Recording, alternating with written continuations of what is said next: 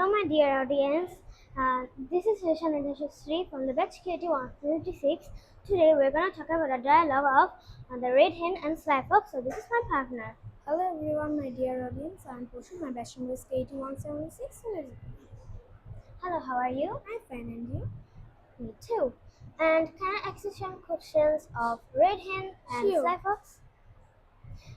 So, who lives in the tree? The red hen lives in the tree. Who lives in the forest? The fox lives in the forest. Who caught the hen? The sly fox or the hen? Who were actually clever? The red hen is actually clever. Why did the fox fall asleep? Why did the fox fall asleep? Okay.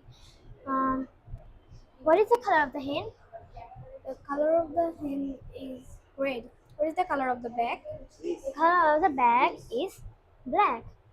And why did the sly fox fall asleep?